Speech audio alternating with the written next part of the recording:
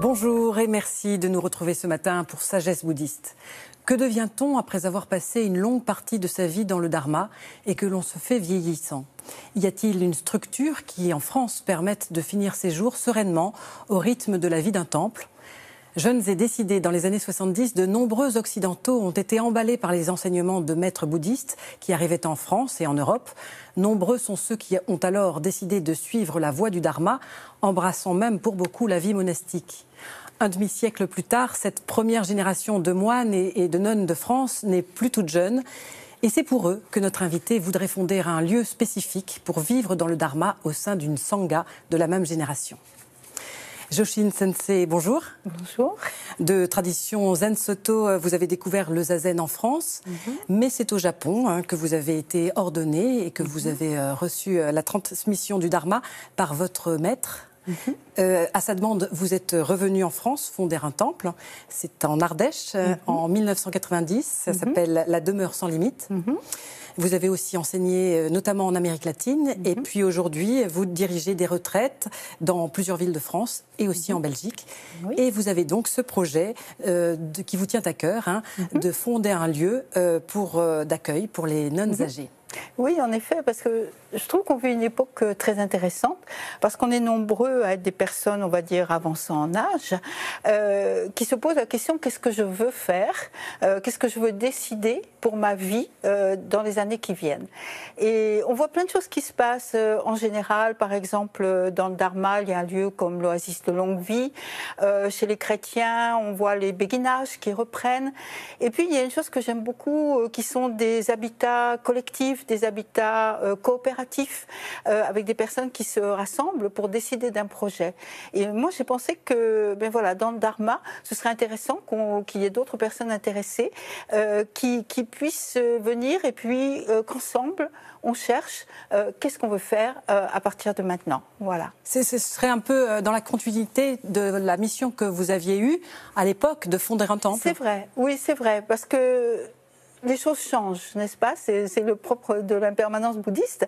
Et s'il y a 25 ans, c'était fonder un temple qui était important, il me semble que maintenant, au vu de mes propres expériences, de mes propres rencontres, ce qui est important, c'est de dire qu'est-ce qu'on peut faire pour nous qui avançons en âge comme ça. Alors justement, vous parlez de votre expérience, parce que vous avez senti, vous, à un moment donné de votre vie, combien il était bon finalement d'être dans une sangha. Est-ce que vous pouvez nous raconter un petit peu? Oui, tout à fait. En fait, ce qui s'est passé, c'est que j'ai été malade et j'ai passé un certain temps, presque une année allongée. Et cette année, j'ai pu la passer au sein même du temple. Et c'était vraiment pour moi très, très important. J'entendais les cloches. Par exemple, je savais, maintenant, c'est la méditation. Alors même dans mon lit, comme ça, même allongée, j'essayais de faire la méditation. Quand j'entendais que c'était le temps du travail qui commençait, alors j'essayais de faire un petit peu de gymnastique comme ça. Et voilà, j'ai pu continuer ma vie dans le Dharma. Et ça m'a semblé vraiment important. Parce que c'est difficile d'être malade, c'est difficile de vieillir, de sentir qu'on a moins d'enthousiasme, moins d'énergie en tout cas. Mais qu'on peut continuer à vivre au sein du Bouddha Dharma, comme on l'a fait jusqu'à présent. Et ensuite, j'ai fait des rencontres. J'ai rencontré une nonne, par exemple, une nonne française qui appartient à l'école tibétaine et qui vit à Dharamsala depuis longtemps et qui m'a dit: bientôt, je vais être obligée de rentrer parce que je commence à être âgée et je ne sais pas ce que je vais faire. Je me dis, mais oui, c'est vrai, ça se présente pour elle, ça se présente pour d'autres nonnes, d'autres écoles. Et puis, dans les personnes qui viennent à la demeure sans limite, petit à petit, il y a des personnes qui m'ont dit, vous savez, maintenant, j'ai plus de difficultés à venir. Alors, on a mis à leur disposition une chambre, on leur a dit, on va adapter les horaires. Mais les personnes ne se sentent pas forcément très bien d'être un petit peu différente, un petit peu exclue. C'est pour ça que je pense que c'est important et qu'on a envie à un certain moment d'être avec des personnes qui sont comme soi et qu'on essaye de trouver une façon de vivre ensemble dans le Dharma dans laquelle on se retrouve tous, en fait. Voilà. L'autre aspect de votre expérience, c'est que vous avez déjà fondé un temple, une maison, donc ça veut dire que vous en connaissez un petit peu les difficultés, mais aussi les joies. C'est vrai. C'est vrai que quand on fonde un lieu comme ça, on se retrouve à faire plein de choses qu'on ne s'attendait pas à faire, comme à faire de la comptabilité, à faire de la plomberie, à régler les problèmes entre les gens, à savoir gérer un budget, etc. Donc ça, je pense que ça me donne déjà une base pour un autre projet. Mais ce qui est important pour moi dans ce projet, c'est l'envie qu'il puisse être porté par un groupe de personnes. Je veux dire, je ne le vis pas comme mon projet.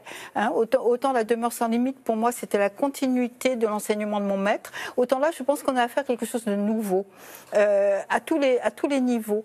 Il y a tout le niveau du dharma, bien sûr. Et puis, il y a aussi tout ce qui se passe en ce moment, de chercher un lieu qui soit un lieu écologique, qui soit un lieu où on fasse attention aux énergies qu'on emploie, un lieu où on fasse attention au recyclage, un lieu où il puisse y avoir un potager vert. Enfin voilà, je pense qu'il y a plein de choses en ce moment et qu'on doit profiter de cette espèce d'exubérance qu'il y a, qui se propose autour de nous. Alors comment vous l'imaginez justement ce lieu? Pour qui déjà? Plutôt pour des nonnes, plutôt pour des laïcs? Oui, voilà. Alors ça, c'est la question qui se pose. En fait, ce que j'aimerais, ce que j'imagine, c'est un lieu dans lequel il puisse y avoir des nonnes qui vivent, parce que en tant que nonne, on se retrouve souvent sans lieux spéciaux, sans moyens financiers, et où on a toujours travaillé en lien avec des laïcs, en fait. Donc je pense que ce qui serait intéressant, c'est d'avoir un lieu où il puisse y avoir des nonnes qui continuent à donner l'enseignement, qui continuent à travailler dans le dharma, et puis des laïcs qui continuent à pratiquer la voie du Bouddha et qui aident à soutenir la présence de ces nonnes. Je pense qu'on garderait l'importance qu'il y a de ce travail commun entre les monastiques et puis les laïcs. Les uns offrant le dharma, les autres offrant la possibilité de continuer à vivre dans un temple. Et pourquoi il serait différent d'un temple qui existe? Comme je le disais tout à l'heure, quand on commence à avoir plus de mal à suivre les horaires des temples, souvent demande beaucoup de la méditation, etc. Et il y a un moment, on a du mal à faire ça. Et c'est difficile d'être dans un groupe et de ne pas pouvoir suivre le groupe, je pense. Et bien que beaucoup de temples accueillent les personnes âgées et accueillent toutes les personnes, je pense qu'à un moment, c'est intéressant d'être ensemble, d'être les mêmes, de pouvoir s'encourager, de pouvoir échanger nos expériences qui sont différentes de celles de quand on avait 30 ans ou 40 ans, c'est certain. Pourquoi vous l'imaginez en France? Pourquoi la France particulièrement? Oui. Et je pense qu'en France, on a une chance, c'est qu'on a un très bon système de soins. Et plus ça va, on en fait tous un peu malheureusement expérience avec des proches, il y a tout un système d'hospitalisation à domicile, il y a même des soins palliatifs possibles à domicile. Donc je pense que c'est vraiment un lieu où on peut espérer passer la fin de vie, enfin pratiquement jusqu'à la fin, quoi qu'il se passe, on ne sait pas, mais chez soi, entouré par les autres, dans cette atmosphère du dharma. Et je crois que ça, c'est une raison très importante pour moi. Ça veut dire que dans ce temple, il y aurait une possibilité d'avoir accès à des soins? Ah oui, bien sûr, pas dans le lieu même, mais à proximité, avec la ville ou le bourg ou tout ça. Bien sûr, il faut voir un endroit où il y ait une offre médicale comme ça, d'hospitalisation à domicile, de soins palliatifs, etc. Et puis travailler en lien avec tout le médical.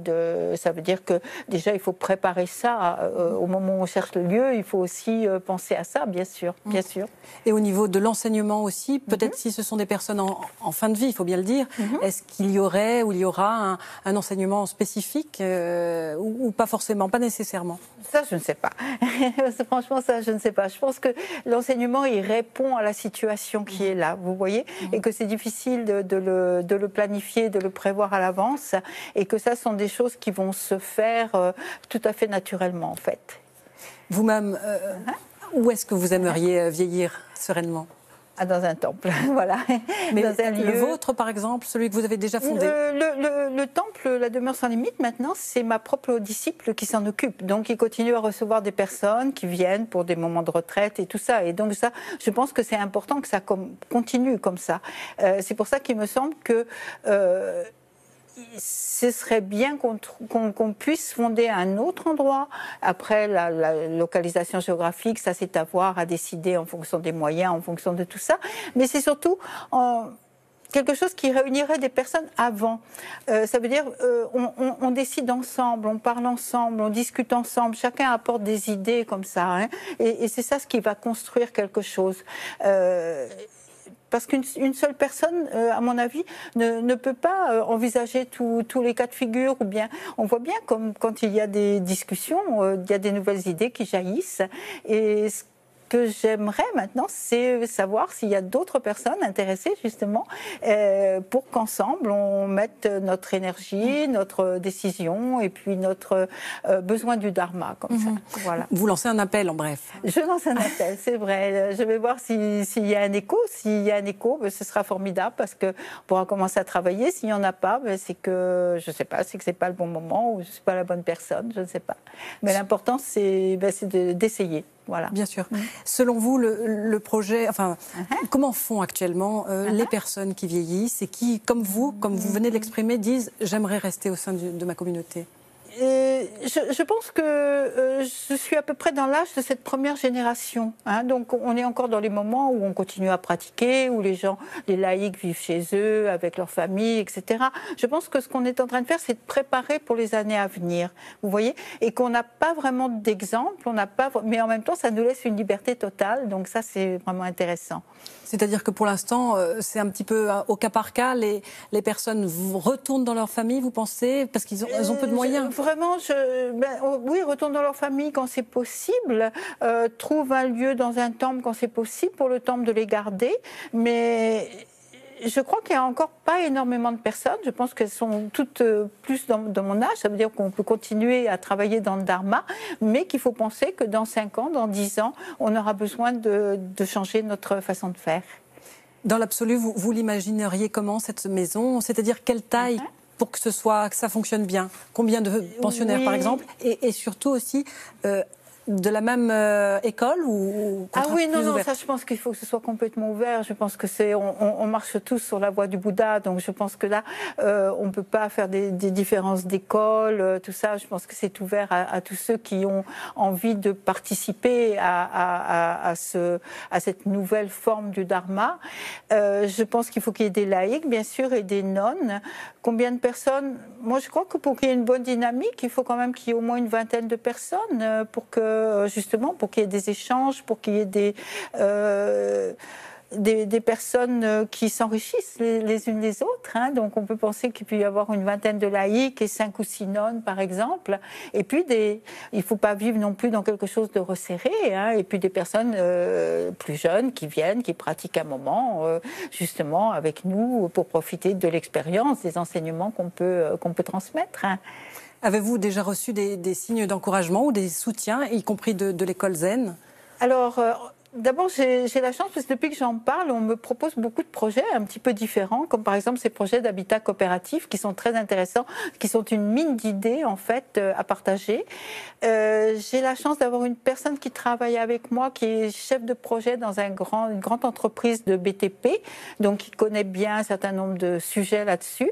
Et puis j'attends de voir si d'autres personnes voudront mettre en route quelque chose, ou en tout cas en parler, ou en tout cas en discuter, voilà.